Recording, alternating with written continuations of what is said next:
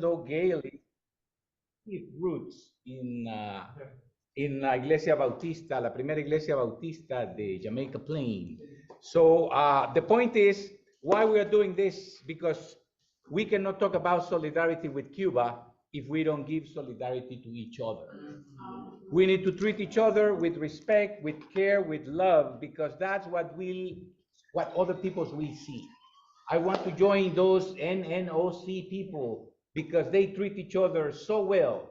I want to be part of it. Before I go to Cuba, I want to go with them where they go and do what they do, because they have fun, because they work hard, because they talk and exchange opinions, even when they are not in the same page, all of them, they do deliver. So I want to thank the NNOC also for allowing Boston to host, and the July 26th Coalition for making it possible.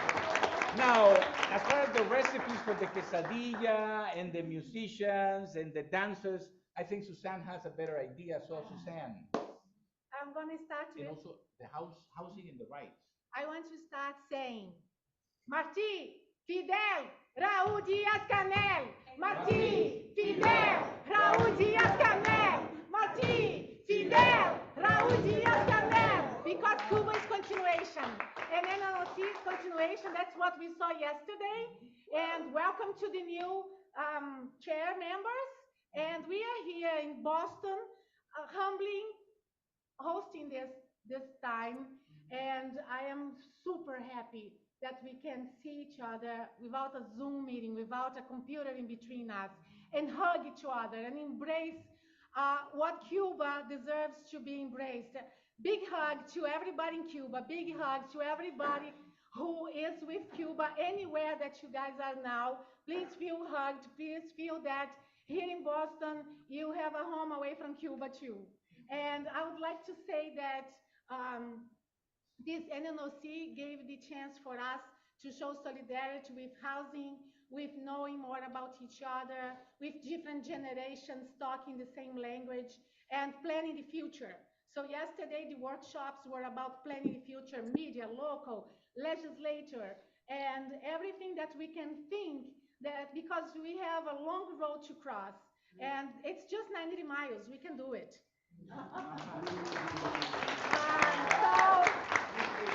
Let's plan the future events together. And what comes to my mind exactly right now are two events for whoever is Western Mass and whoever is with all the other parties and coalitions. On November 22nd, we're going to be in Harvard Square, Cambridge, doing the standout with MAPA July 26th, whoever comes to join us, because we're doing Bridges of Love, Fuentes de Amor. And so we're going to be there next Sunday. And on November 9, Berkeley School of Music is going to do a night tribute to Pablo Milanés. It's a tribute to Cuba. And we're going to be doing a standout there at 7 p.m. too. Whoever wants to come, please, you know that you can find housing. You don't need to worry about getting transportation or anything. Just come and let's take music and Cuba together to different ears, to different levels of communication. Knowing that Carla just told me one of the brigades leaving to Cuba in the end of January is about uniting musicians, culture, Cuban culture, with jazz musicians, and whoever wants to go to Cuba with that kind of aspiration. So that's what I want to say, that we are planning every day new ways to connect and new ways to show a solidarity with Cuba and thank Cuba for who they are and saying that, please, we are here. Hopefully, Battle of the Beast is going to do another series of War on Cuba, talking about the organizations world around, you know, Europe, Canada, the United States, the very bottom of the Valley of the Beast, that we are doing some kind of work. So they have to show that too. All right. The slogan? The slogan, Martí, Fidel, Raúl Díaz-Canel. Martí, Fidel, Raúl Díaz-Canel. Thank you. Martí, Fidel, Raúl Díaz-Canel.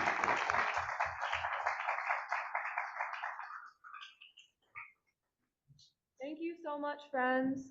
Next, we're going to hear an announcement about the International Tribunal Against the Blockade from Cheryl. I'm going to share my screen with the announcement about this event. Oops.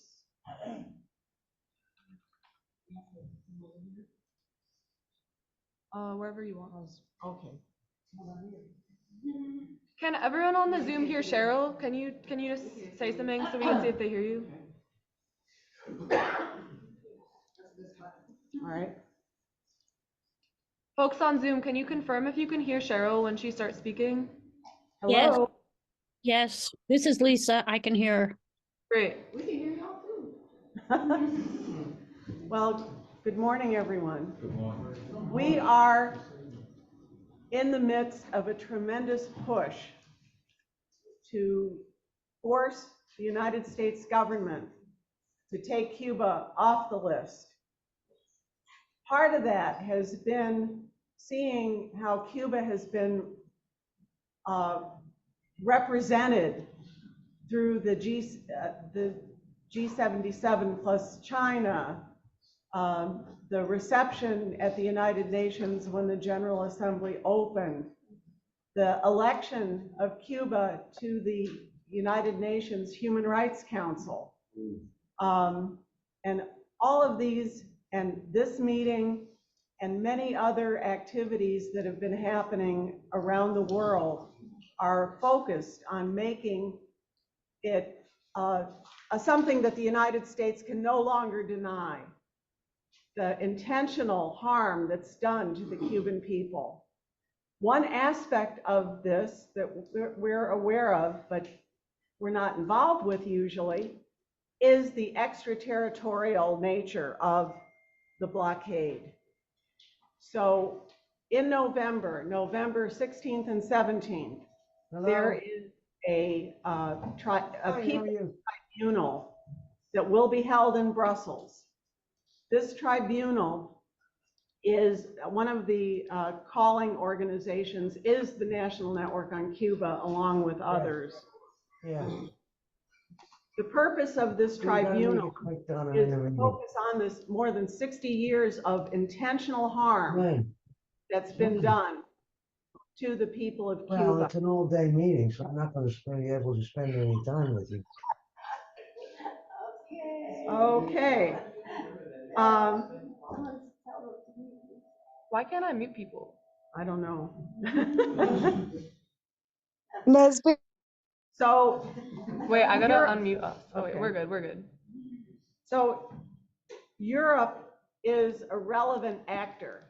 So it's a way of bringing the European movement into the struggle to end the blockade and end the injustice that's being done against the Cuban people. The Europeans are beginning to see their interests and those of its citizens who are now affected because of the blockade and the extraterritorial measures imposed by Washington. It prevents normal and coherent relationships in accordance with the principles of free trade. The provisions of the blockade are as illegitimate against the Caribbean nations as they are hostile to Europeans.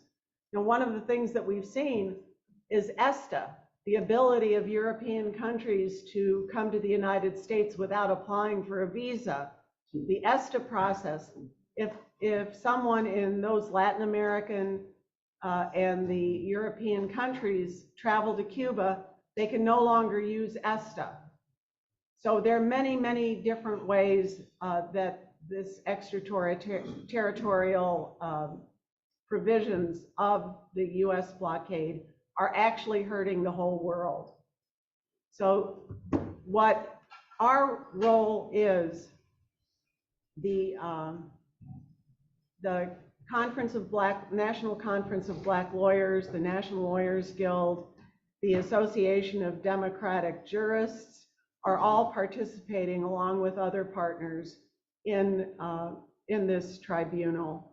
But what our role is to give testimony about the harm, what we've seen, the harm done to the Cuban people We've traveled to Cuba already through the U.S. Hands Off Cuba in Los Angeles. There are two submissions that I'm aware of.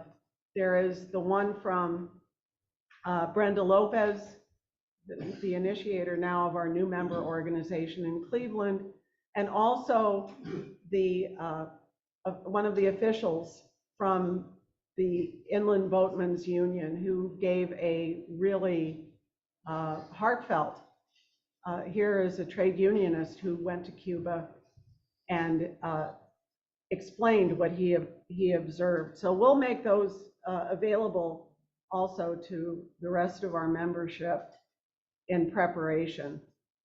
But you're going to be hearing more. A lot hasn't been said about the tribunal. We're going to be getting more information out in the next few weeks.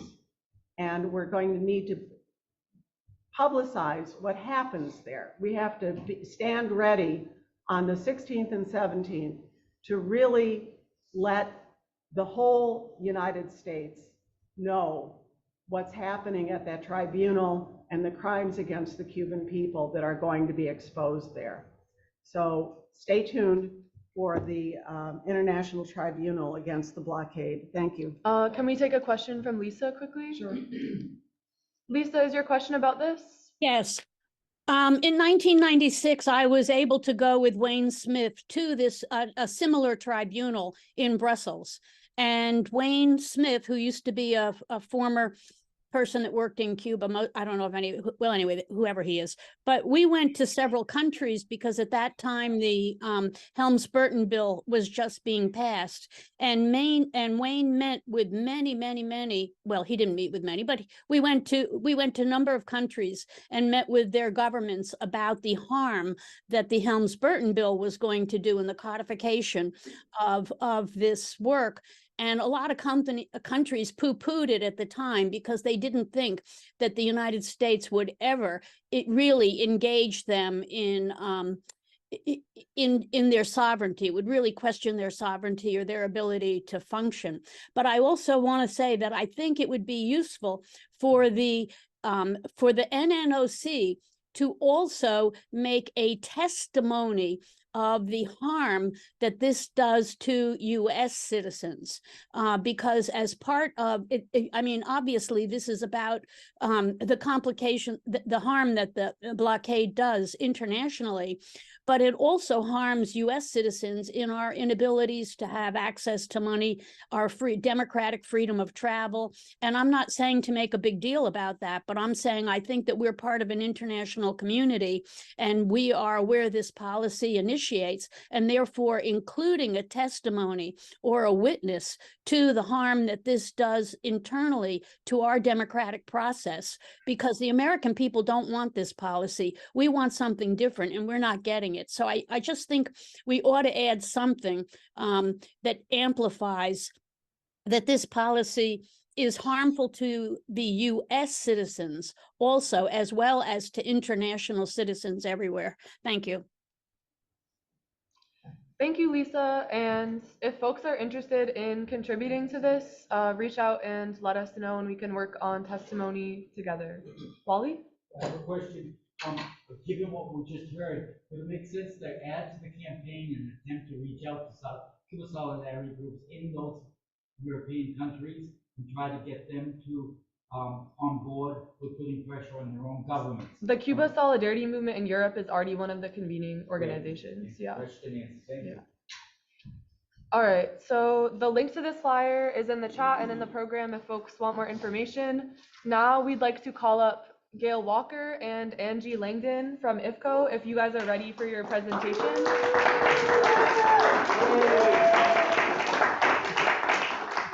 Standing, is that what we're doing? Standing here?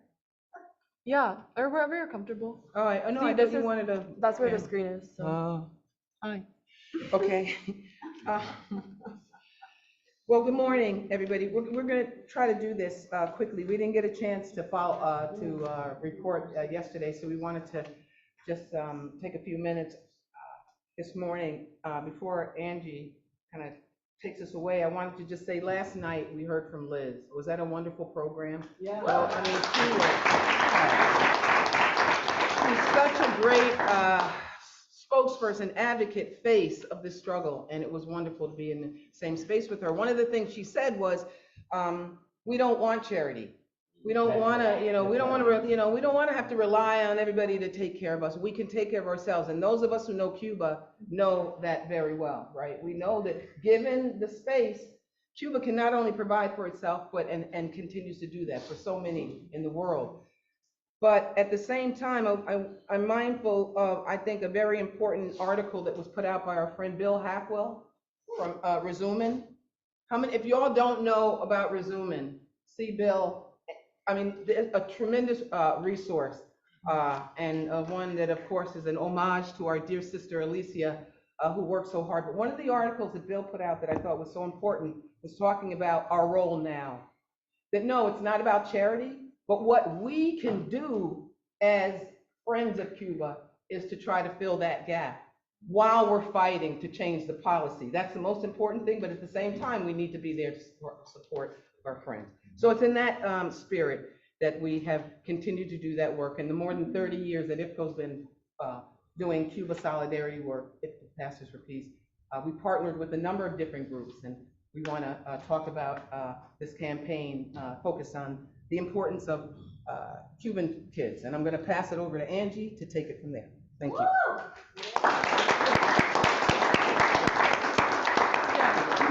So as Gail was saying, this isn't about charity. We're fighting so that Cuba can be able to provide for itself as it should have been doing since 1959. But until then, we also have to push to make sure that they do have access to vital things such as cancer meds for children, which is why we're partnering with the Hathaway Project for our new campaign, Cuban Kids Count Too, which will be going on at least until next November. So if you can't donate today, don't worry, you have time, because we're collecting up to $150,000. I think one of the main issues that really gets me is that Cuba has done the most to make sure that there are enough doctors. They have the most doctors per capita in the world, but those doctors don't have the proper medicines. And as you can see this quote from Dr. Jose Valdez, because they don't have the proper medicines, they're forced to use alternative treatments which are not as effective, or they take longer, or it's actually not less effective but less efficient. So they have to use other resources. If they could just access the medicines that are required, they could do it right then, right there. And who's really suffering are the children, right? With childhood cancer or childhood lymphoma, within 90% of cases can be cured within the first 5 years if they have the proper medicines. So those children are being forced to wait out, use alternative treatments. And so that's why we're collecting the money to send it all down with the Hathaway Project. And if you can't donate today, or maybe you aren't in the place to donate for a while, you can take a picture of this or request it from me and get your friends to donate. It's a great starting point in talking about the blockade. Sanctions are hard to get people to imagine, right? Because they're these imaginary bombs, right? It's a long, devastating process. So you can use it as a way, as a segue to talk to your friends, but also get them to donate however much money that they can and get them involved in doing this kind of solidarity work. And this is just a great avenue to start with.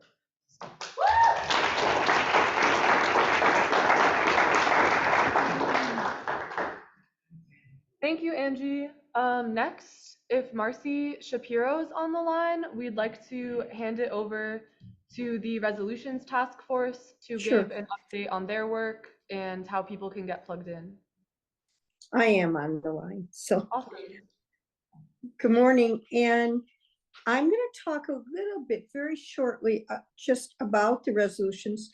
What I want to talk about more is how we can use the resolutions to move us forward.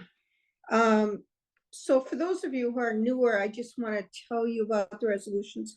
As of this week, we have passed 106 resolutions around the US, which is amazing. Yay for us. And I hope everybody got copies of the list, and if you didn't, you can see the list on the NNOC website. But what I just want to tell you is, if your city or labor union or community group has not passed a resolution, you can get help with passing it from the resolutions committee. And I would suggest contacting John Waller to get us to help you. And maybe John can put his contact information in the chat. And then on the NNOC website, we have a model resolution, so you can see what a resolution is like. We have tips on how to pass a resolution. We have a model press release to send out after you pass it. But the whole thing of passing it is learning about your city or your labor union and the process that they have for passing a resolution, and we will help you with that. So yesterday, when we had discussions, the resolutions were brought up a lot, and people, I think the one thing I heard from people was, what are we doing with these resolutions? We have this 106 resolutions, but what have we done to make them come alive after they've passed? And what are our ideas for getting the word out, for making them be an important part of our strategy, particularly now for getting Cuba off the SSOT list? Most of the resolutions recently have been about removing Cuba from the SSOT list. So this is really important that your community or your union basically is talking about this. But I think we need to strategize and figure out how to get the word out about this success. And everybody needs to be involved in this, not just the resolutions committee. We're sort of the bureaucrats. We know the nuts and bolts of getting a resolution out, but we need some really good ideas about how to make the resolutions come alive. It's particularly a good time now to talk about resolutions, because one of the things that we want to do is tie these 106 resolutions, all the people, the 55 million people in the US, to the UN resolution of all the countries that are supporting the resolution to end the blockade. And so we're really encouraging people, if you're doing some kind of activity or action related to the UN resolutions, to also talk about the fact that we have passed these 106 resolutions, and that it shows that the majority of the people in the US support the end of the blockade. They support getting Cuba off the list. So basically, how many of you, I probably won't be able to see, but how many of you, like your community has passed a resolution? I don't know, I can't see, so, but I hope a lot. And if your community hasn't, please think about how you can make it happen. And we will do anything to help you make it happen. As I said, contact John Waller and he'll link you up to a member of the Cuba committee. But what I really want to know is to have people help us think about how can we make the resolution come alive. And I don't think this is the place to do the discussion right now, because it's kind of difficult, especially since I'm not even in the room. So what I want to tell you is that we're going to have a meeting totally focused on how can we make it come alive. what can we do to get the word out? And this meeting is a Zoom meeting. It will be on Monday, October 30th at 3 p.m. Eastern Time. And you can join us. You can help us develop a plan to celebrate the fact that we've gotten all these resolutions out and how we can get the word out about the achievement. And so I really want to invite everybody to come to this meeting. We will let everybody who came to the annual meeting and on the NNOC list to know about the meeting. And we really want as many people as possible to participate because we need your ideas. Somehow we haven't come up with these ideas about how to make it become a focus of celebration and a focus of making it alive. So meanwhile, we're asking you to tie your activities about the UN resolution to our 106 resolutions that have passed in the US. And so I invite you to come and join us on October 30th. Thank you. Marcy, could I just Yeah. come in? Monday, October the 30th is actually the date of our internal resolutions meeting. The public. November 30th, yes.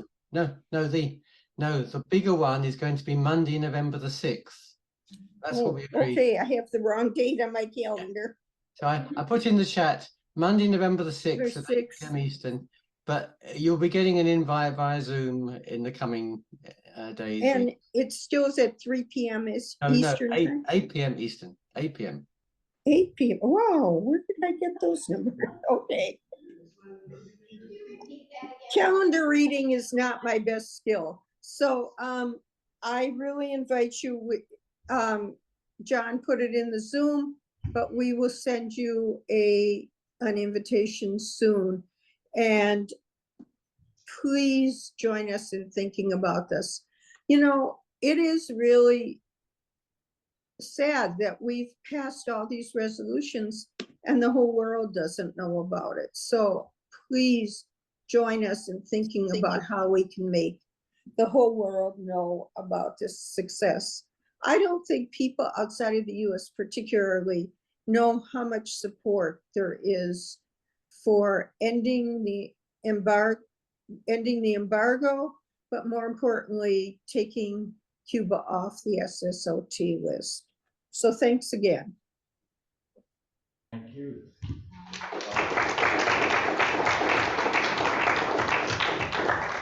That's November 6th at 8 p.m. Eastern, for those asking. November 6th at 8 p.m.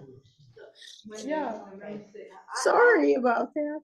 All right, maybe I'm out of order. I will be able to make that meeting, but I didn't just want to say from hearing the two presentations, I feel like a lot of the resolutions, certainly the one in San Francisco, was about medical cooperation. And so I think there might be a way of tying the resolution work to the Hatchway and raising money for kids with cancer in Cuba. There's a way that it could be threaded into that. So just as one brainstorm, I wanted to put that out there. Good idea. Okay. Awesome, thank you. Did anyone else have questions for the resolutions committee? Bill? Let's make a comment. It's really true what Marcy said. Marcy says is that when we first started doing this, I think the first one was in Richmond. I can't remember the year, that was a long time ago. And that was the whole idea. The concept was the collective nature of it. That if we could pull them together, but we have to advertise it. We have to advertise it ourselves. We have to be the one. Look what we've done. And in our literature and all the different things that we do, all the times we talk, we have to talk about not just our resolution, but how many it is at now, and the nature of where they come from. The labor resolutions. What's up? Big cities. All that is very important, and I think Cheryl came up with starting to translate it into how many different people these organizations represent. So this is an important part of this campaign. Thank you, Bill. Nesbit?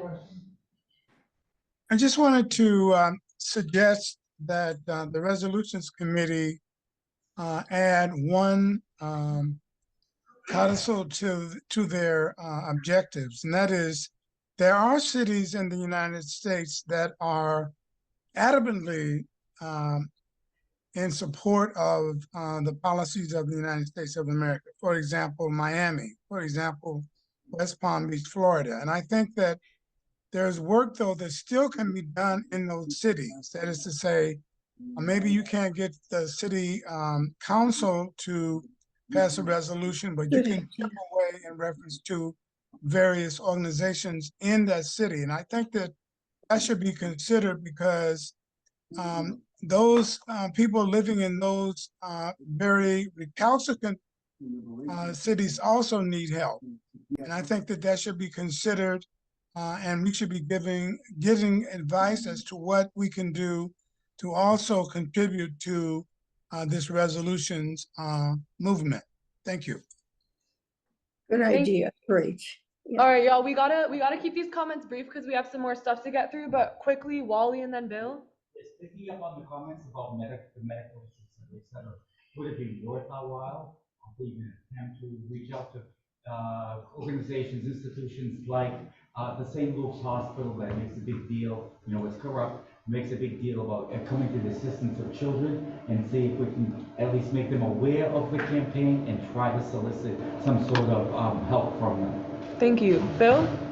So when we do this meeting on November the 6th, is there any group of people here that are going to help frame what the discussion will be like on November 6th? I was just interested in sharing what we've done and what idea we have about how to bring focus. Yeah, so if you're interested in contributing on January 6th, please reach out to John Waller to get the Zoom information, and yeah, we'll take it from there. Next, we'd like to make an announcement about some legislative work. So I was going to announce an advocacy day that is being planned by Acere and Code Pink, and then Michael McCarthy was gonna announce about the statewide campaign in Massachusetts. But I see Medea Benjamin is on the line. So Medea, if you want to add anything about this upcoming advocacy day and what we'll be doing, that'll be awesome. I'm going to share our screen with the page.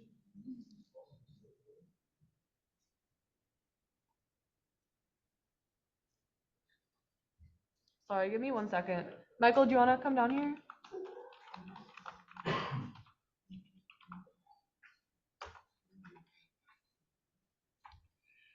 All right, so just to quickly announce the Advocacy Day, this is on Thursday, October 26th, and we will be in the halls of Congress meeting with our senators and representatives to advocate not only for the lifting of sanctions on Cuba, but for other countries in Latin America like Venezuela and Nicaragua, to not impose collective punishment on these populations and to advocate for stronger diplomatic relations. So you can sign up on americaspolicyforum.org.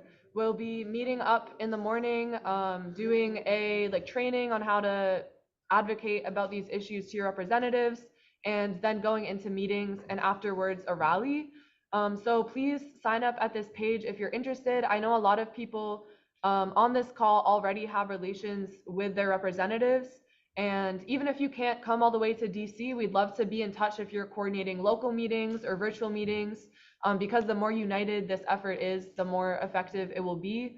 And of course, not only will we be having lobbying meetings, but we may also be paying some visits to some of our favorite people in Congress, like Bob Menendez and Maria Salazar. So if you want to come join in on that, it'll be super fun. Medea, is there anything you want to add about the Advocacy Day?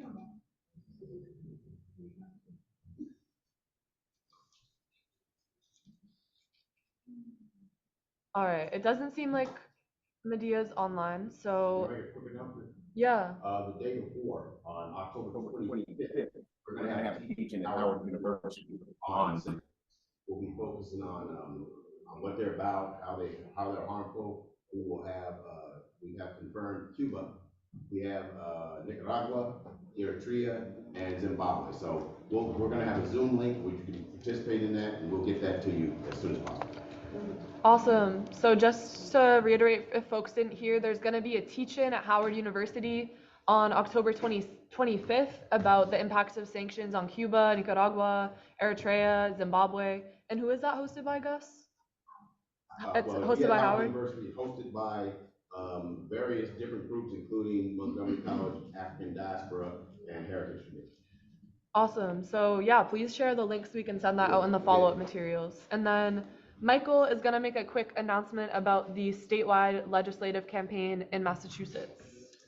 So Massachusetts Peace Action is looking to move into the second step of launching a campaign to get widespread support in Congress for Cuba.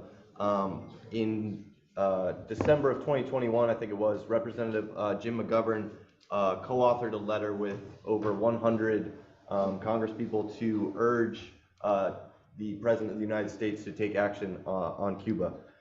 And we're looking to do that strategy in a similar way, but build it out this time across the state of Massachusetts, connecting Western Mass with the Boston area. So following the June 22nd action in Washington, D.C., I hand-delivered letters to each of the Massachusetts representatives that the constituents had signed, urging them to take action on this.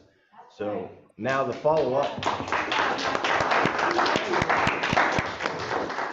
Now the follow-up is we have to keep going, and we have to now get them on board with this letter campaign. So Massachusetts Peace Action is going to meet this coming Tuesday, October 17th at 5:30.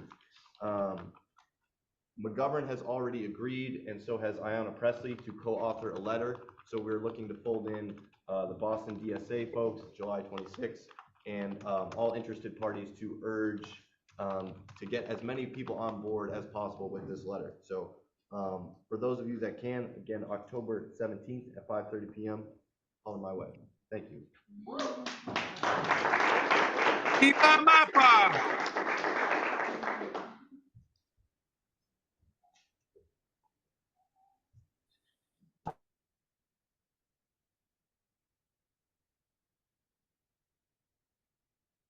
Yeah. So at the end of the labor, breakout session was, we kind of started talking about what next, and I just wanted to let people know, those of us who've been going to the UAW lines and rallies and stuff, we kind of realized that there's a good opportunity for building U.S. through the labor solidarity. So, and I think it still is, it's just a real valuable place to go out. So Mark Friedman and I initiated with the CTC a message of support from the CTC to the UAW. So I don't know if anybody is interested, and we have to follow up with the CTC to get that. But I think if we, with that in hand, I think it's again something that is would just be useful in terms of building that solidarity. That's all. Thank you.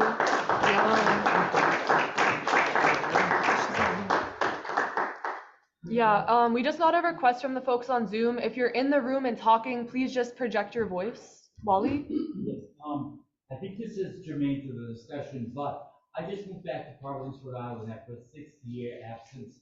And as many of you may know, we just had a primary there to fill the seat being vacated by Cicilline. The new candidate who will win the election is African American. His name is Gabe Amor, A-M-O-R. He's an Obama Democrat, and I think that he's malleable.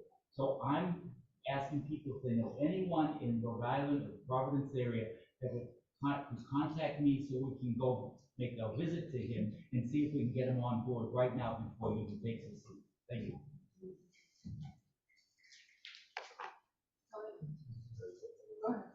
So I don't know if this is appropriate or not based on what we're discussing now. But I first want to say that the kids the peace around the world. It was, Angie, what was that? It's Cuban Kids Count Too. Cuban Kids Count Too, right? And I think that that's a very important campaign, in the sense that it appeals to, people who are actually, have health issues. And, from my experience in going to Cuba, my personal experience, my stepson who lives in Guantanamo has leukemia. And I've watched that process. And, to sort of, support that, this is to know, in order to get them involved. That was a nice segue. Oh, turn this sound off. So they can hear me. Okay.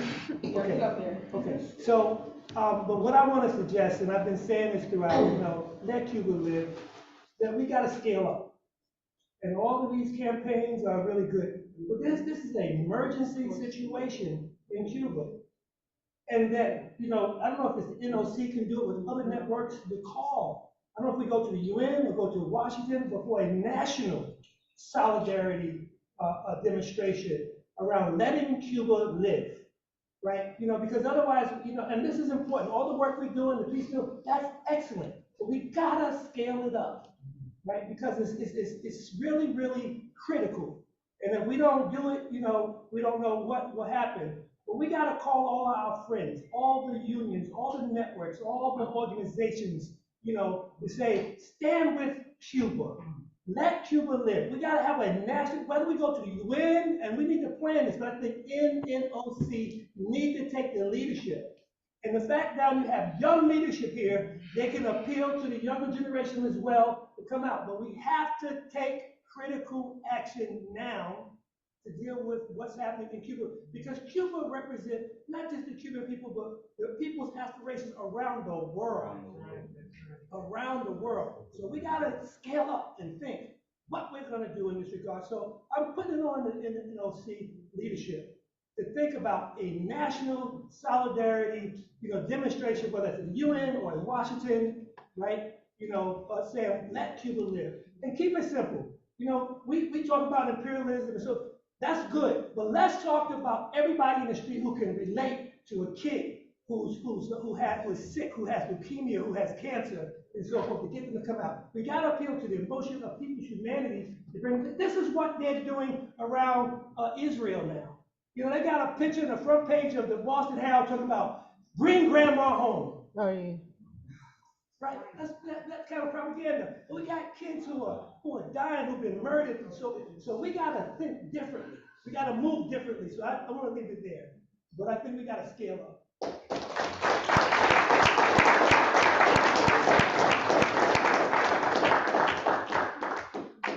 John, would you like to add on?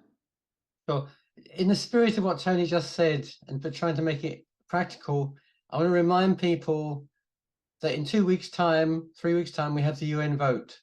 I'm hoping that every organization that's represented here from around the country will be organizing some kind of protest in either the weekend of October 28th, 29th, a stand out, a rally, a march, a car caravan, whatever, and or on the day of the vote, November the 2nd. And in terms of the UN, Cuba City, New Jersey, New York will be organizing a protest at the UN on November the 2nd. I don't know if Ike and Erin are still there with you, but they could say more about that, but they talked about it yesterday. And the information will be available on the US-Cuba normalization website, and I'm sure on the NNOC website.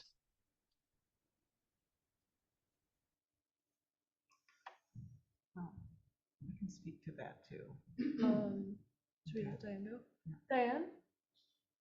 Related to the UN, I'm planning to go to the UN meeting, and I think one of the important things we need to do is get in touch with, we have all of these countries that are supporting Cuba, the whole world is supporting Cuba at the UN.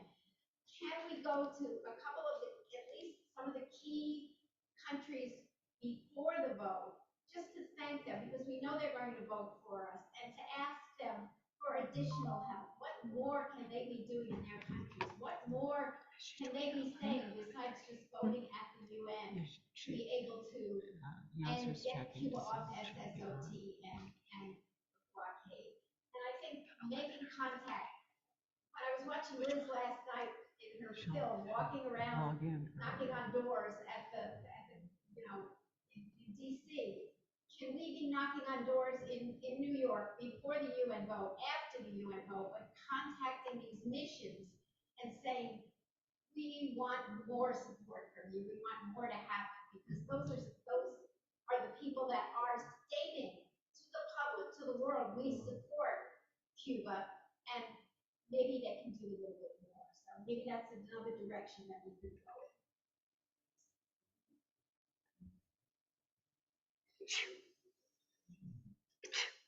Can I speak to that? Yeah.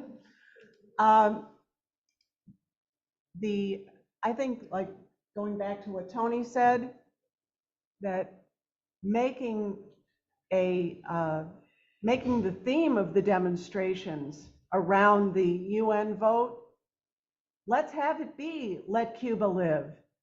And let's have it say, I mean, honestly, it's very good to ask the rest of the world, but the rest of the world is logging in already on this. We need to say it's the people of the United States demand this too. We're the ones too. We're not left out. We don't let Biden and Greenfield and speak for us.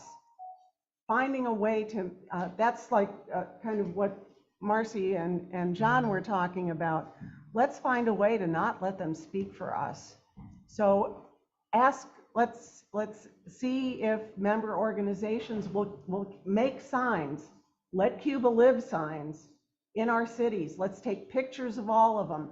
Let's make a wall of pictures, even if it's one person from every state or every city that's had a resolution, to show that, to find a way of demonstrating it.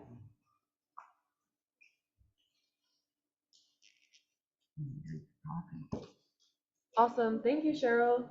So just so y'all know, for the rest of this meeting, we are going to be hearing from the Deputy Director General of the United States Department at Cuba's Foreign Ministry, Johanna Tablada. We're waiting for her to hop on the Zoom.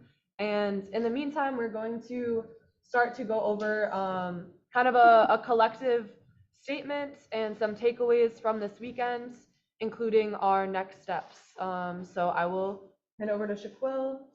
Is there anything you want me to screen share? Okay.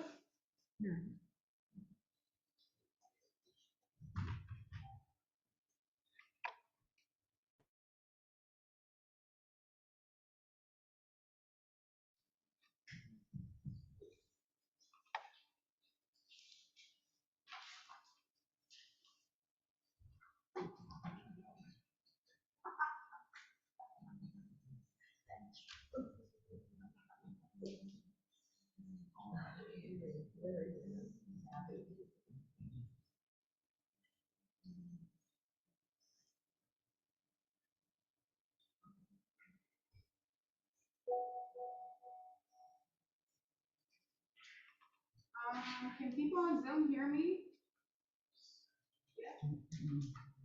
No? Barely. Oh, wait, it's just here. Yeah, We'll just okay, afterwards. okay. Gail.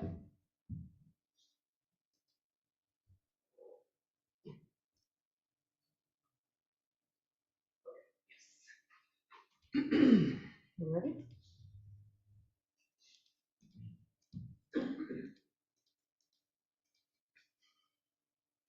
They're just connecting to audio.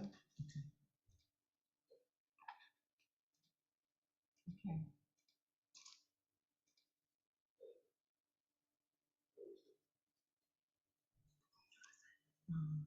I'm just gonna enter it in right when you're done.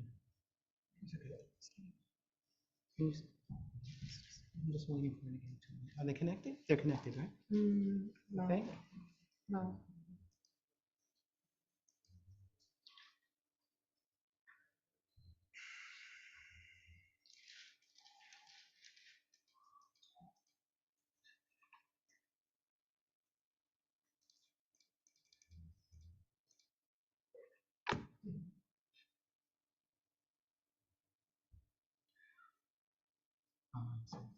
So we're just waiting for Ambassador Yuri Gala is with the Deputy Director. We're waiting for the audio to connect. So- It's connected, yeah? All right. Well, I will not take long. Good morning again. It's my honor to introduce our next special guest. It's really a joy for us to have Deputy Director Johanna Tablada on the line with us live from New York. Deputy Director, it's great for you to be with us. This is such an important time, not only for Cuba, but for our movement. And so to be able to hear from you directly is a great joy, a great honor. I just want to say to those of you who have not had the opportunity to either hear from our sister, she's us. She's our people. She's very grounded, and we need that. We don't need highfalutin folk. We need people who can really speak to us directly about the reality, and there's nobody, I think, better suited to do that than Johanna Tablada. So we welcome you, and we're grateful that you're here to spend time with us at this important meeting. So welcome, the floor is yours. Thank you.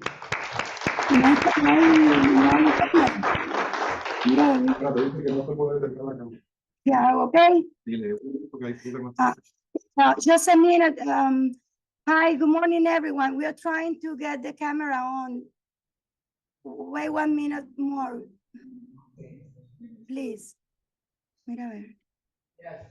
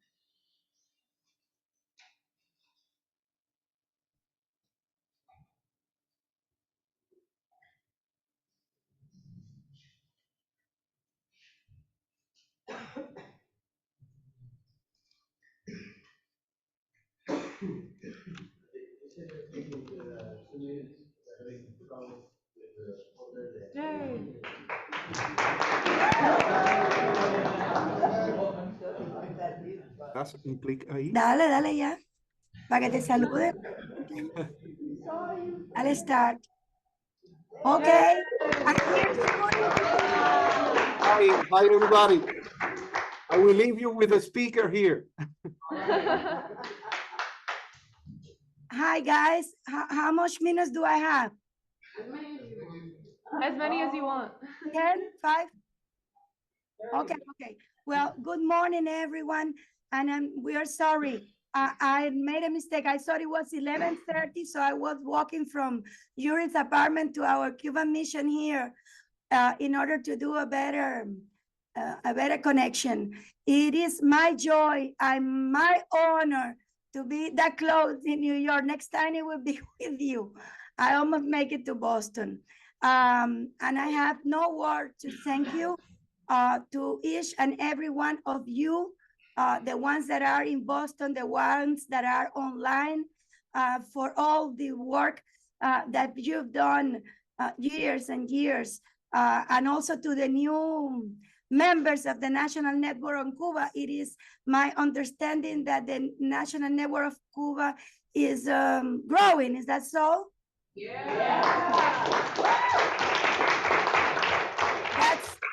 That's a tremendous fresh air for the Cuban people who follow in our news, in your websites, in your digital platforms, and also in the Cuban TV.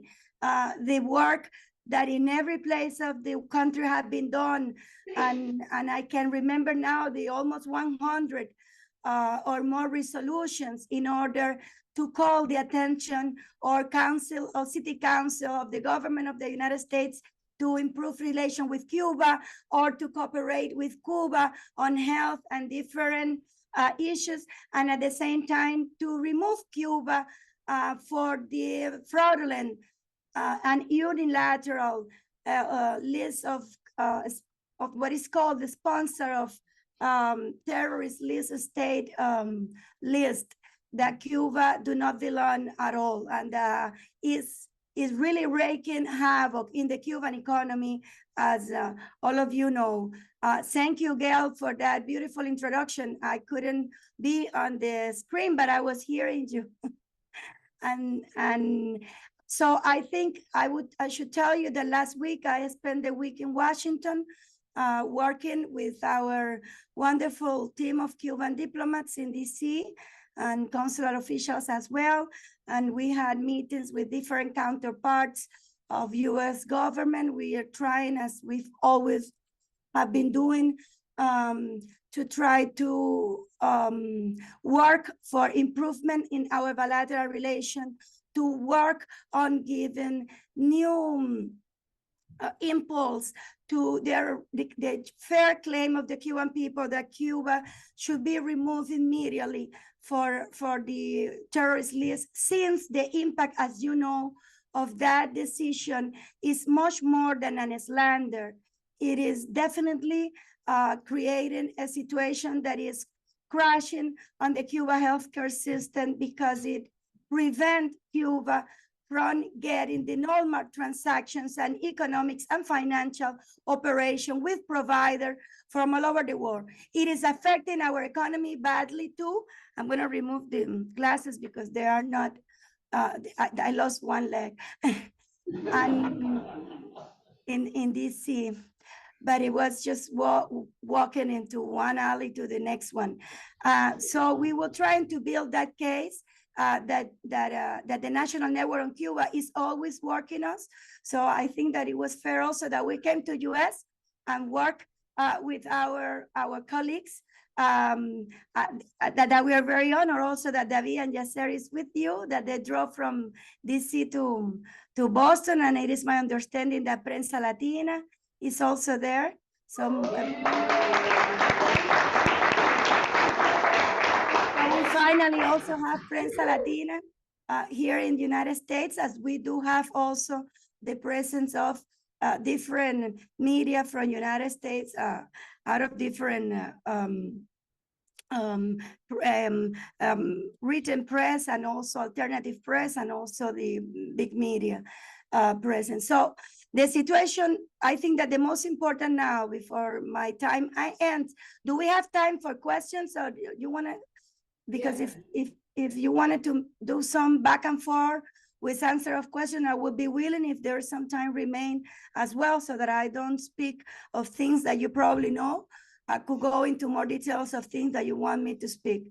But well, basically that's what we do. We visited the State Department, other agencies of the United States, with which, as you know, there are agreements of cooperation that hasn't been implemented for a long time after Trump came to power, and practically I called his team of people, the demolition team, erased almost everything that the two peoples and countries and government push forwards in that a small period of time, when we work a little bit in mutually rewarding relationship, despite that the main decision that had an impact on the integrity of the Cuban population remain in place, like all the unilateral coercive measures of the blockade that after Trump get an important new packet additional new package of coercive measures that remain, for the surprise of many, being implemented as is Trump and not President Biden was the president of the United States. So I will have to tell you that in the last year, from 2022 to today, there has been some progress in areas of our bilateral relation, very limited, but I should be very transparent and honest with you. So we resumed diplomatic migration talks. There is some dialogue on law enforcement that is in the national interest of the two countries, that is not just migration, that also have been resumed in money laundering. And paradoxically, even we hold talks in terrorism, although unfairly, Cuba remain on that list. And this is one of our priority, as I told you, because it's really wreaking havoc in the Cuban economy. We do have a strong claim in front of the United States government that we consider that it shouldn't be a priority for a country who has, and even in the national security strategy, healthcare, and the next pandemic of the priority. And when you look at the foreign policy of the United States, even today, it has as a priority to go after the Cuban medical cooperation programs.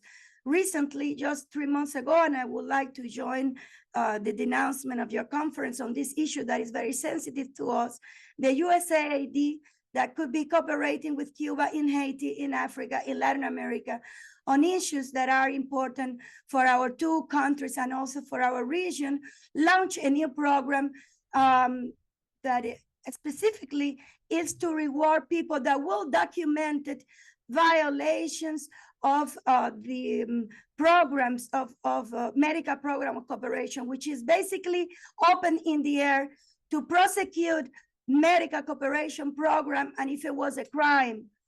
This is something that we are very opposed to, and we also are telling directly to our counterparts with respect, but also firmly of the United States, and that we know that the National Network on Cuba has been also working in dismantling that campaign. At this moment, if I had to wrap up, I will say that the US policy towards Cuba is basically to limit the capacity of the Cuban economy to develop at the real capacity, and at the same time to develop disinformation campaigns with a lot of taxpayer money, not just congressional money, but also money that has been a lot or assigned to the State Department, the USAID, and other agencies, in order to blame the victim of which is Cuba, of the impact that those unilateral, extreme, inhuman measures are provoking in our country.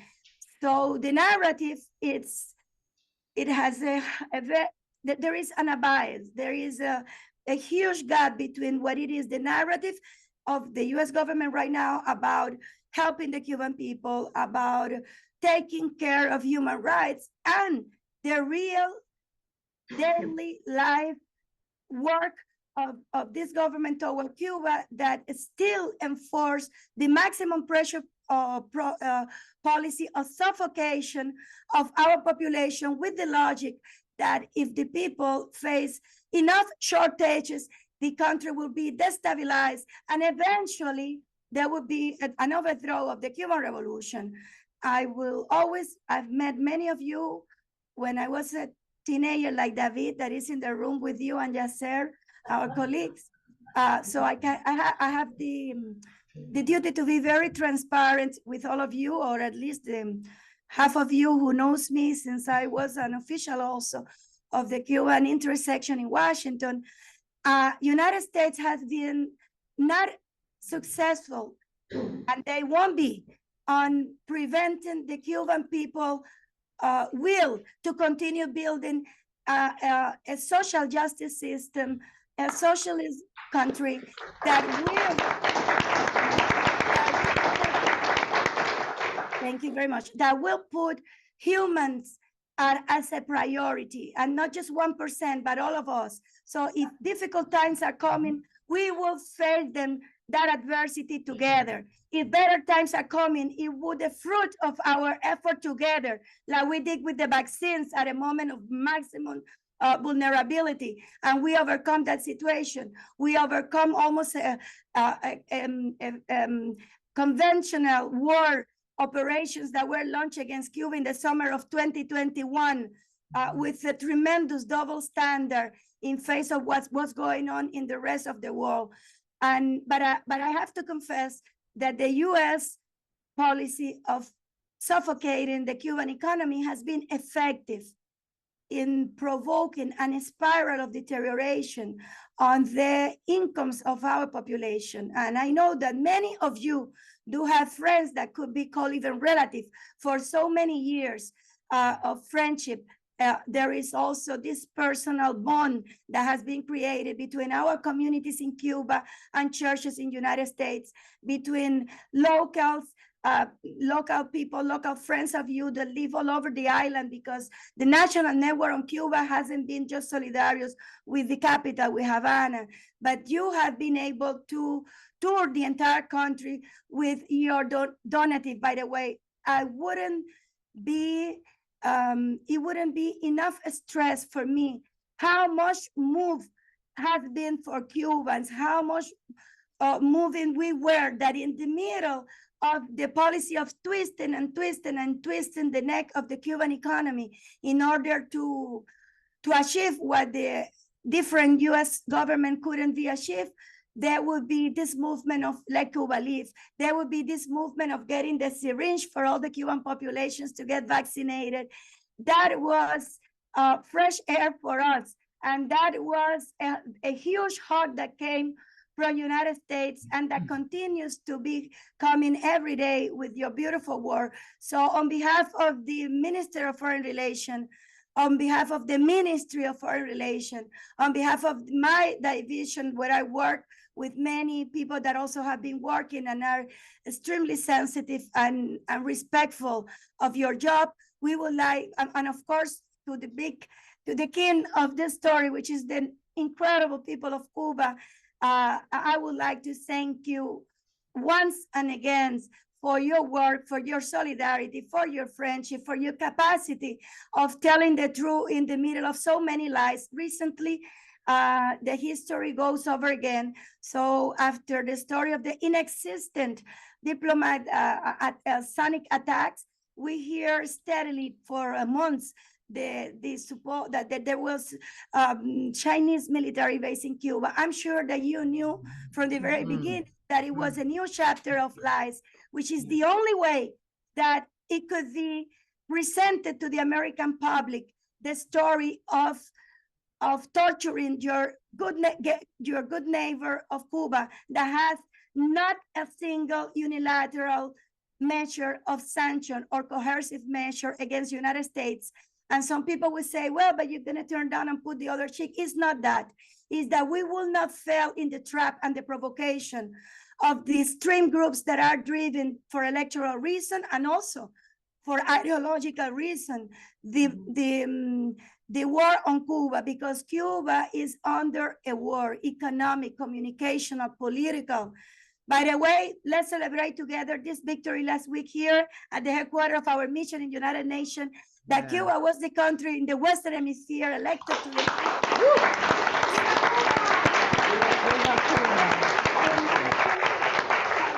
by the larger amounts of votes. That speaks volumes about the recognition international that Cuba has for its huge contribution to the protection of human rights, not just in Cuba, but also in sharing solidarity with our region and even beyond our region. And very soon, also here in New York, and I unfortunately will be, well, fortunately I'll be back in Cuba, but unfortunately I did not coincide with that day, but still we will be applauding together with our people. We're gonna have for the 31st time also another round of universal support for the historic demand of the United Nations for United States to lift the embargo. Of course, that we will have to mention the war that we are living. Cuba has made 2 already statements on the terrible a spiral of violence on Palestine, on Gaza. We would like to express our solidarity also. And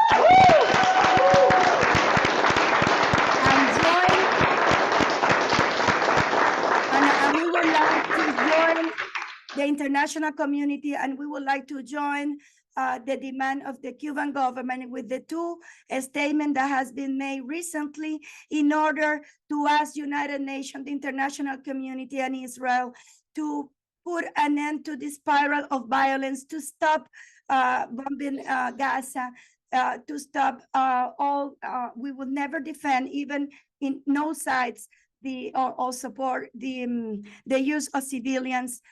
So Cuba has been very clear that we are opposed to using civilian population, no matter in which conflict, for violence and terrorist activity. And we will we will continue fighting and denouncing the abuse that also for 75 years Palestine has suffered with the occupation. And Cuba is asking United Nations Security Council to work to secure that those never fulfilled international resolution will be implemented, that at the end of the day, it's in the root causes of the situation there is suffering. And talking about root causes, I would like to finish calling the attention also, when people tells you that there's no link between the inclusion of Cuba in the terrorist list and the situation, the difficult situation that our people, my people, all of us are suffering in Cuba now, that besides for the inflation, the supply chain problem, the impact of the pandemic and the GDP dropping. In the case of Cuba, we had the particular situation of the accumulation of the effect of the embargo, the 200 and something measures of Trump, and the measure that the government of President Biden have taken against Cuba. And I would like to express that if someone has doubts, you should look at the migration numbers in just 2 years and tell me if there's not a link between this suffocation policy, recently suffocation policy of including Cuba in the terrorist list, which is a red line for all banks, for the international bank to do any sort of legitimate operation with Cuba, and more than 300,000 Cubans that have left Cuba in a year or something. This is more Cubans leaving Cuba than the Camarioca exodus, the Mariel, and the 1994, what you call in US was called the crisis of rafter, combined will make half of the amounts of Cuban families that have been broken, separated, leaving Cuba for good, because at the same time, United States government is not giving temporal visas, what we call non-immigrant visas, which is also another issue that is present in our talk. So it is impossible to consider that the US policy toward the Northern Triangle, and you would listen to American officials talking about investing in places of the Central America for the people to remain in their homes, not to immigrate for US, and that in the case of Cuba, the policy is exactly the opposite. It's impoverished our population. It's attacking our source of income. It's going after the vessels of oil that will bring oil to Cuba, and we don't have the Pan-American road. It is medieval, that prosecution of vessels, armors, and insurance companies, the same with Title III. I'm sure that you've talked a lot of these days, so I'm gonna really put the mic off. And if there is time, and according to your flight schedules or your program, if someone would like to ask a question from us, I'd be happy to answer. Thank you, my love. Thank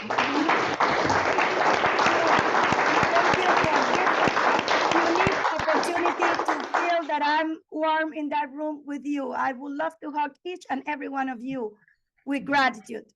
Thank you. Okay. Thank you. I'm sorry, I think I spoke much more than 10 minutes.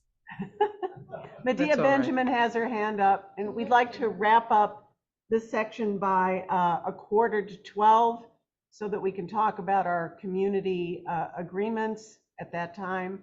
But there is time for Medea to say something and maybe another question. Wonderful. Thank you, Johanna, for that beautiful presentation.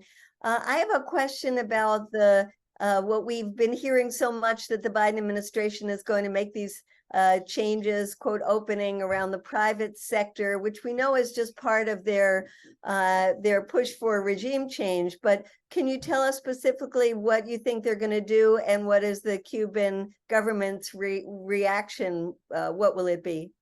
Yes, I'm glad you raised the issue. And quickly, I'll tell you what we heard, and quickly I tell you what we think. So what we've heard over and over is the U.S. government was ready. In fact, they are telling all the time that the private sector in Cuba is a priority.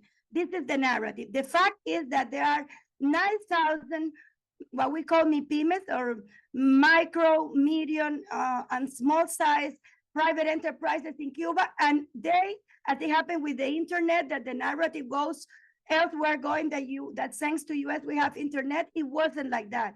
So the private sector in Cuba appears in our strategy, economic strategy, as a result of a debate of 10 years. You remember the economic guidelines in 2000, the new legislation for the private cuentapropistas, or self-employees, then the debate of the Constitution, and finally, in 2019, we approved our socialist constitution, when there is also space for foreign investment as a component of our strategy, and also for new actors, cooperatives and private. So to set the record straight, so far, the private sector in Cuba exists because of the Cuban population, and also because of legislations adopted by the Cuban parliament and constitution approved by the 86% or more of the Cuban population. This is important because a lot of people think the US has helped the private sector to exist. So far, private sector in Cuba has been victims of the embargo and has been victims of Trump policies. Remember the cruise ship when they caught them? Remember when they shut down the Airbnb? Remember when they shut down Experias? And they went after the private sector. So the narrative that they wanted to help the private sector hasn't been proved or yet. I wouldn't doubt that they will announce measures. The ones that they are talking, or the press has been talking, that will be announced, will have to do with the ability of people that have private enterprises in Cuba to own accounts in US. They talk also of liberating some applications for people to can do apps from Cuba in order to order payments from their accounts in US. And I think they already start giving them visas, even when our population has to go to third countries. Some visa has been granted for people from the private sector to visit US or to participate at events. And our statement and our position, it is, first, what I explained you, just to set the record straight, that if there is a private sector in Cuba, it's not thanks to US. That has been also putting a lot of pressure in the private sector as well to the public sector, that is being prosecuted every day. And that we continue denouncing the policies of the US to cracking one of the best public sector of the Western Hemisphere, in education for free from kindergarten to a doctor degree, in our healthcare, in our science that is not a business, is a public wealth that belongs to the Cuban people. So our position is tomorrow, for example, the measures, these 3 or 4 will be published. I think that from our end, we will take some time to study them. I will probably tell you in advance, by my little knowledge of US law, that if the Cuba remain in the terrorist list, there's very little that even those new decisions could really mean, because it doesn't matter if you are public or private. US banks will be very hesitant to do business with someone that lives in a country that is on that short list of just 4 or 5 countries that are terrorists. So we'll probably have to watch again what happened in May 2022. Remember that President Biden's announced decisions that most of them weren't implemented, or were not implemented until 6 months ago, or even 1 year ago, that it was the case with the remittances, because of the same regulations that imposed to be in the terrorist list. So, but we want, I don't see that from the Cuban end, there would be any opposition if someone in Cuba, even if it's a small segment, like we do not prevent donations to arrive to religious people. I don't think either that Cuba will prevent if there is any window that is open for the private sector. What Cuba will never allow, and that we will always oppose, if that someone from abroad will try to use the private sector or any sector in Cuba to be used as promoter of the policy of the United States. So because there is also the narrative that would be the new ambassador of U.S. politics toward Cuba. And I don't recognize either in members of the private sectors that are private members of a private household, when you have a doctors that go to work in the morning to the hospital, and there is a person that owns a small business that go to their business, and both of them will have to send their children to the Cuban public school, to the Cuban public hospitals, so they are suffering the same. What we would like United States to do is to stop making war to our public sector. If new measures come to the private sector, I highly doubt that they will be important, because if the policy of siege continues, everyone will continue suffering. Thank you for your question.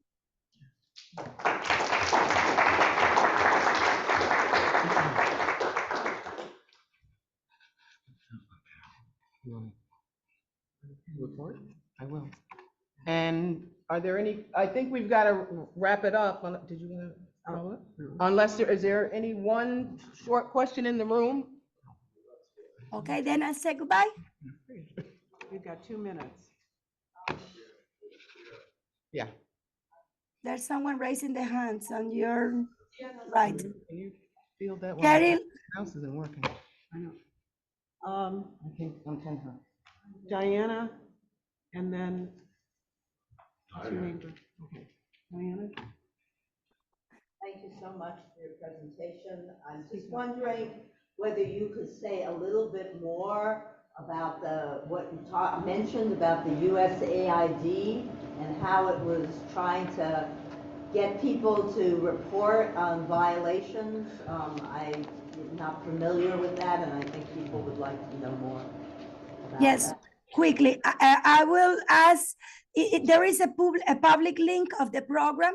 It's practically an invitation to whoever, $2 million to get people interested in documenting that the work of our doctor is human trafficking. It's almost a bribery. It's like you don't have that evidence, you are paying for someone anywhere that will document that Johanna, for example, working in Honduras, it's been waged off, that Cuba is not paying their doctors, which is a false statement, because our doctors working abroad gain much more than doctors coming in Cuba. What they don't like, because they know, is that part of the money that is in the contract of those South-South United Nations cooperation framework will go to the Cuban public health system. But I think that's even more fair, and I'm sorry to intervene for 1 second in U.S. domestic business, since they're doing that all the time, every time of the year in my country. I can take the luxury of going back. That is much more decent than what insurance companies in U.S. will do with your doctors and nurses. Because in our case, it doesn't go to a private enterprise, it's going to the public healthcare system of Cuba. One segment of that, and it is under a contract that is legitimate. So I'm looking at Cheryl now, Lavash. I read in Prensa Latina that she said that the only reason that the blockade and the inclusion of Cuba in the terrorist list goes on is because the American people don't know about the real thing that's going on. And this deceitful mischaracterization of Cuba with these policies of not, instead of spending $2 million in getting Cuban nurses to work in Haiti or in vaccination programs, we are not asking for help from USAID. We are asking for US to stop taking away $5,000 million from the Cuban economy that legitimately belong to the Cuban people. And we're asking for US to respect decisions that rightfully belong to the Cuban people, belong to decide what our future will look. If we want it with more equity, so it be. If we want it with more social justice, so it be. It is not a crime to have a public healthcare sector for free, and it shouldn't be punished the way we are living in a world that is more and more difficult. Countries should be working together for peace, and the capacity of US and the potential and Cuba to be working together for the benefit of our two countries, too huge to continue under this spiral nonsense of confrontation just to please small members of Congress on small extreme groups that are taking this policy to a level of absurdity and cruelty that has no precedence. Thank you so much again to all of you.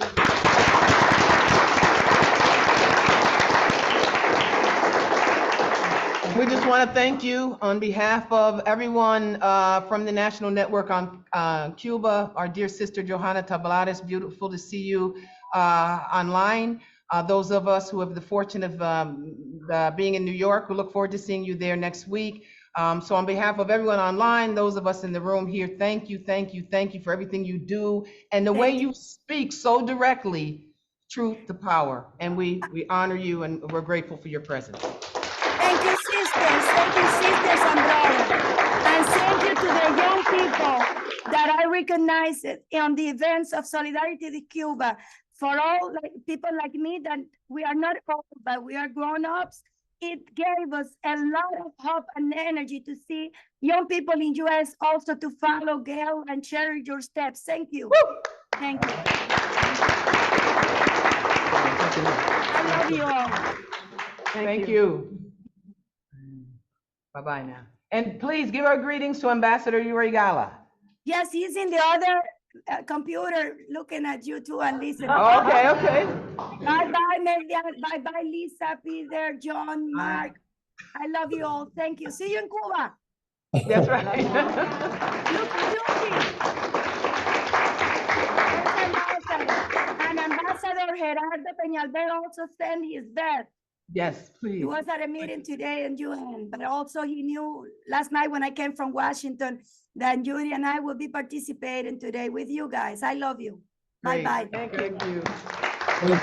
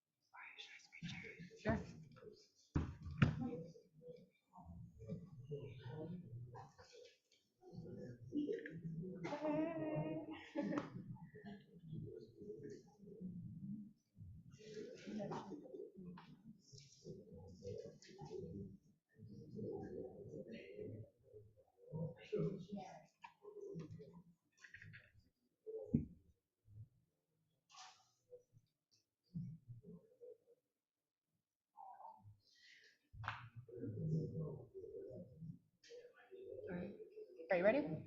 Yep. Okay, people, we have a few more items of organizational business, and right now we're going to be presenting proposals that were submitted to us by our members and organizational partners for NNOC consideration. Let me preface this by saying everything that we're listing is not up for debate or discussion right now. We're simply presenting them because they were presented to us, and then we'll send them out so you have time to review them in full, and we'll vote on them at a later time. Everybody got that? Okay, cool. So the first proposal that's submitted is an internal proposal, and that is for the introduction of a political education task force.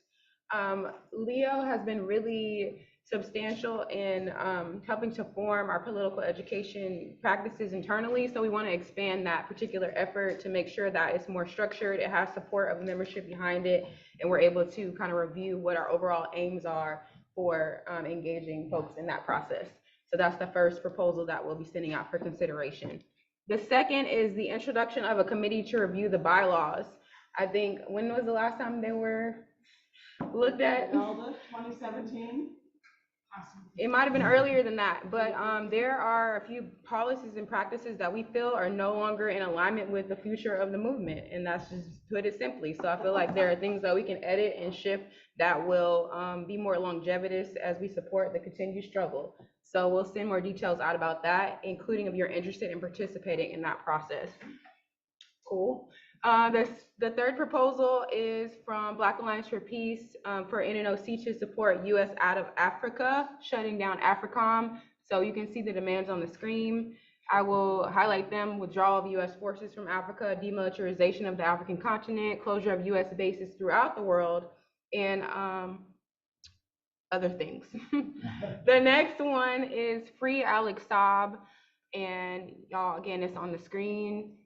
Free Wajid Daca, a Palestinian political prisoner.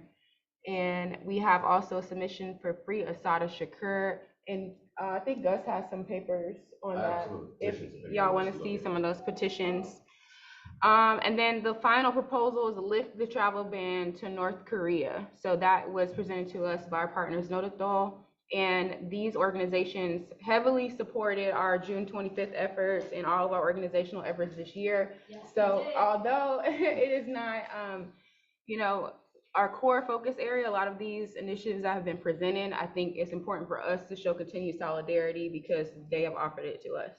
So these are, again, quickly highlighting these proposals for you all. They will be sent out in full to everyone on the line and in person for member consideration, and then we'll establish a voting process if we would like to sign on as NNOC. However, your individual organizations can sign on to any of these campaigns or demands on your own as well. Any questions, thoughts, comments? Cheryl? There is a call for organizational, there is a call for organizational endorsements of the October 28th demonstration in New York. Of course, it goes without saying that the National Network on Cuba supports all of the work that's done to end the blockade. But maybe that's something that's supporting October 28th. All right, we'll add it to the list. Anything else that we need to add for consideration? Anybody on Zoom? If you think of something, email it to nnoccuba@gmail.com and we'll add it to the list. All right, so those are our proposals. And the next item is our community commitments. So we'll read through these. These are collective commitments based on what we've already unified around, our points of unity, and then our collective pledges based on what came out of our breakout groups, all the sessions that we had yesterday. So I will go ahead and start reading it.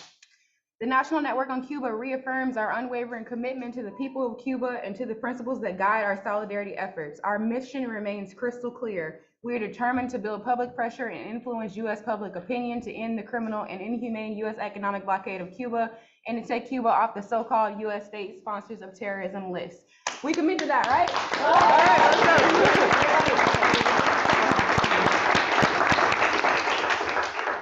We actively seek to change U.S. foreign policy towards the people of Cuba by supporting legislative initiatives and lobbying projects that call for the ending of policies of hostility towards Cuba, such as the genocidal economic blockade, removing the ridiculous travel restrictions, and U.S. military presence in Guantanamo. Yeah.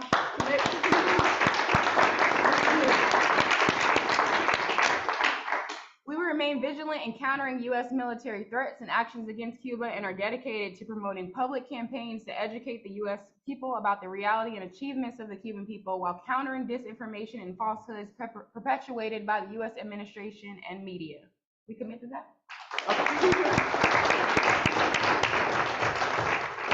We continue to champion exchanges between labor organizations, activists, students, media outlets, and other sectors in the US and Cuba, fostering national and international collaboration to coordinate actions in solidarity with the Cuban people. I agree. We also aim to continue promoting cultural and educational exchanges to amplify international solidarity and diversify the movement. In our collective endeavor, we specifically pledge to make the voice of the U.S. people who staunchly stand against the U.S. economic blockade and Cuba's designation on the state sponsors of terrorism list heard in new forums and in front of new audiences. We pledge to amplify and support organizational efforts around the upcoming UN General Assembly vote, where every year over 96% of countries overwhelmingly vote to condemn the US economic warfare against Cuba. Yeah.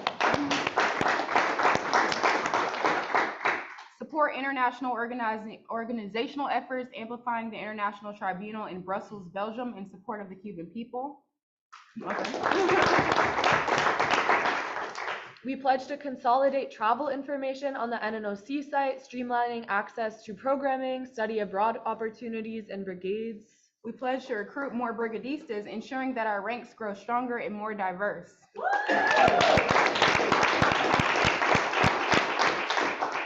We will increase fundraising initiatives for travel to Cuba, fostering collaborations with member organizations and fiscal sponsors to make travel more accessible to brigadistas. Yeah.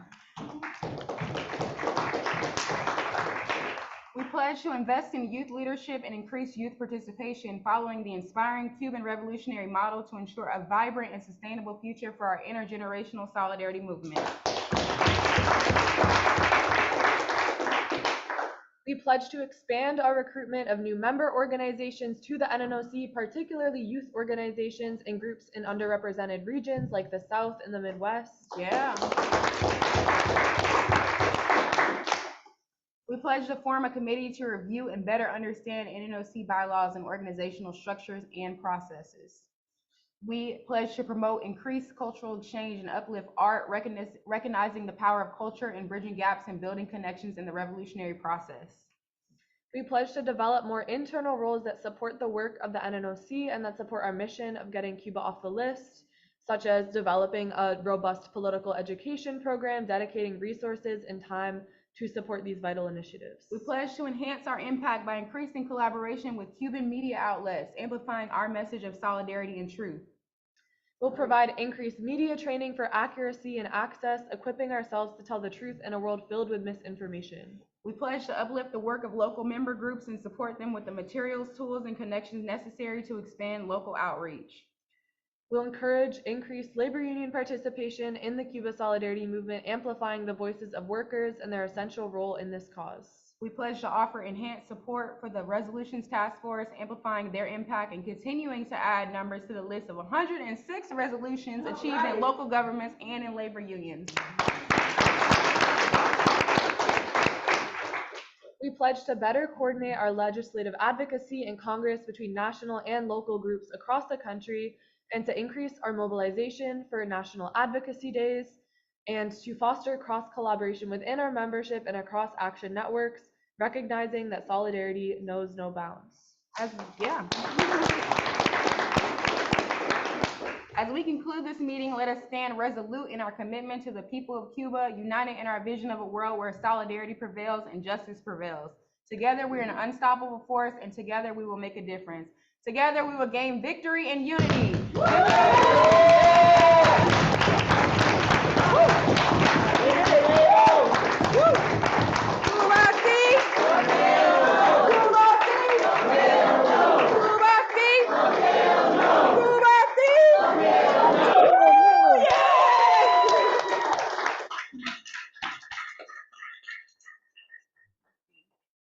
We can add that the blockade is unilateral and extraterritorial. We got you, Lisa. All right, should we end the meeting? Yeah, I think we can adjourn, right? Y'all good? Hearts and minds clear?